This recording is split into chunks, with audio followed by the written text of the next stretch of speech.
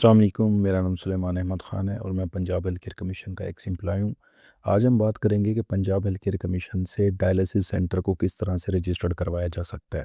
Punjab health care commission से dialysis centre को registered दो तरह से करवाया जा सकता है। पहले तरीक़ाकार में आप इंडिपेंडेंट डायलिसिस सेंटर को रजिस्टर्ड करवाते हैं, जिसमें आपको इंडिपेंडेंट डायलिसिस सेंटर का रजिस्ट्रेशन नंबर इशू होता है। दूसरा तरीकाकार ये होता है कि ऑलरेडी रजिस्टर्ड हॉस्पिटल में आप सर्विसेज ऐड करवा लेते हैं। जो रजिस्ट्रेशन नंबर पहले हॉस्पिटल को मिला होता है, उसी रजिस्ट्रेशन नंबर के अंडर ही आप डायलिसिस की सर्विसेज को ऐड करवा लेते हैं। सबसे पहले हम बात कर लेंगे कि अगर एक हॉस्पिटल जो already Punjab health care commission से रजिस्टर्ड है और वहाँ पर वो अपने डायलिसिस सेंटर की सर्विस ऐड करना चाहते हैं, तो ऑनर की तरफ से जिसके नाम पे रजिस्ट्रेशन ऑलरेडी मौजूद है, उस ऑनर की तरफ से एक स्टैम्प पेपर के ऊपर एप्लीकेशन जाएगी पीएचसी को, जिसमें ये बताया जाएगा कि हॉस्पिटल की ऑलरेडी एग्जिस्टिंग सर्विसेज में डायलिसिस सेंटर की सर्विस ऐड की जा रही है। उसके साथ हमें जो डायलिसिस सेंटर का इंचार्ज होगा, नेफ्रोलॉजिस्ट, पेडियाट्रिक नेफ्रोलॉजिस्ट, अगर नेफ्रोलॉजिस्ट अवेलेबल नहीं है, देन वहाँ पर हम यूरोलॉजिस्ट, फिजिशियन या सर्जन को भी एज अ इंचार्ज शो कर सकते हैं। उसके साथ हमें मेडिकल ऑफिसर चाहिए होगा जिसका वर्किंग एक्सपीरियंस होगा अंडर नेफ्रोलॉजिस्ट या डायलिसिस सेंटर में। उसके साथ हमें नर्स, डायलिसिस टेक्नोलॉजिस्ट या डायलिसिस टेक्नीशियन चाहिए होगा और एक लाइसेंस फॉर्म चाहिए होगा जो पंजाब हेल्थ केयर कमीशन की वेबसाइट से डाउनलोड किया जा सकता है। ये तमाम डॉक्यूमेंट्स कंपाइल करके हमने पीएचसी हेड ऑफिस लाहौर को भेजने हैं या अपने किसी करीबी रीजनल ऑफिस में हमने जाके ये डॉक्यूमेंट सबमिट करवाने होंगे। अगर हम stand alone dialysis centre registered करवाने जा रहे हैं, तो हमें जो डॉक्यूमेंट्स रिक्वायर्ड होंगे और जिस जिस कैटेगरी के डॉक्यूमेंट्स रिक्वायर्ड होंगे उसमें ऑनर है, मैनेजर है, सर्विस प्रोवाइडर जो हमारे डायलिसिस सेंटर का इंचार्ज होगा, मेडिकल ऑफिसर, नर्स, उसके अलावा हमें डायलिसिस टेक्नोलॉजिस्ट या डायलिसिस टेक्नीशियन, इन लोगों के डॉक्यूमेंट्स हमें रिक्वायर्ड होंगे। अब हम आगे वन बाय वन इनके डॉक्यूमेंट्स जो है वो डिस्कस करते हैं कि किस किस तरह के डॉक्यूमेंट्स हमें रिक्वायर्ड होंगे।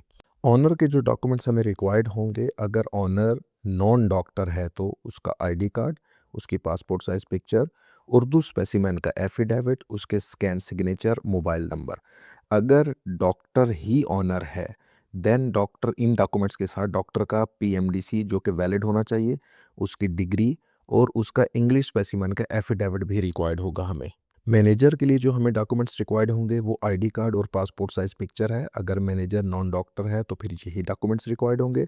अगर मैनेजर डॉक्टर भी है, डॉक्टर खुद अपने सेटअप को मैनेज करने वाला है, देन हमें उसका वैलिड पीएमसी सर्टिफिकेट, उसका डिग्री और उसका इंग्लिश स्पेसिमन का एफिडेविट रिक्वायर्ड होगा। डायलिसिस सेंटर का जो इंचार्ज होगा उसके जो डॉक्यूमेंट्स हमें रिक्वायर्ड होंगे वो आईडी कार्ड है, पासपोर्ट साइज पिक्चर है, वैलिड पीएमडीसी है, डिग्री है, इंग्लिश स्पेसिमेन का एफिडेविट है, स्कैन सिग्नेचर और मोबाइल नंबर। यहाँ पर दोबारा हम उस चीज़ को ज़िक्र करेंगे कि हमें जो इंचार्ज है वो नेफ्रोलॉजिस्ट होगा या पीड्स नेफ्रोलॉजिस्ट होगा। अगर नेफ्रोलॉजिस्ट अवेलेबल नहीं है, देन यूरोलॉजिस्ट, फिजिशियन या सर्जन, कोई भी पर्सन हम डायलिसिस सेंटर के इंचार्ज के तौर पर दे सकते हैं। डायलिसिस सेंटर के लिए जो मेडिकल ऑफिसर रिक्वायर्ड है उसके डॉक्यूमेंट्स जो हमें चाहिए होंगे वो उसका आईडी कार्ड है, पासपोर्ट साइज पिक्चर है, पीएमडीसी है जो कि वैलिड होना चाहिए, डिग्री है, उसका एक्सपीरियंस सर्टिफिकेट है, कम से कम 6 महीने का उसका वर्किंग एक्सपीरियंस हो एमओ का अंडर नेफ्रोलॉजिस्ट या डायलिसिस सेंटर में काम करने का।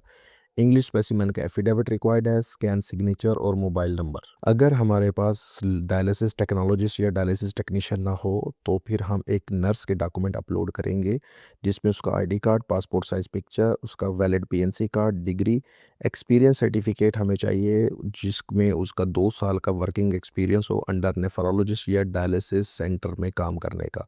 इंग्लिश स्पेसिमेन का एफिडेविट चाहिए हमें, मोबाइल नंबर चाहिए, स्कैन सिग्नेचर चाहिए। डायलिसिस टेक्नोलॉजिस्ट या डायलिसिस टेक्नीशियन अगर अवेलेबल हो, देन उनका ID card, passport size picture, उनका पंजाब मेडिकल फैकल्टी का certificate, experience certificate, affidavit English specimen का, मोबाइल नंबर, स्कैन सिग्नेचर, ये डॉक्यूमेंट हमें रिक्वायर्ड होंगे डायलिसिस टेक्नोलॉजिस्ट या डायलिसिस टेक्नीशियन के लिए। डायलिसिस सेंटर में मौजूद तमाम इलेक्ट्रोमेडिकल इक्विपमेंट्स की लिस्ट जिसमें हमें equipment name, equipment type, equipment model और उसकी अवेलेबल क्वांटिटी, ये लिस्ट भी हमने रजिस्ट्रेशन के टाइम पे अपलोड करनी है। अगर आपको ये वीडियो इन्फॉर्मेटिव लगी हो तो काइंडली मेरे चैनल को सब्सक्राइब करें, इस वीडियो को लाइक और शेयर करें और इस हवाले से अगर आपको कोई भी मज़ीद मालूमात रिक्वायर्ड हो तो मेरे दिए हुए नंबर पे आप रब्ता कर सकते हैं।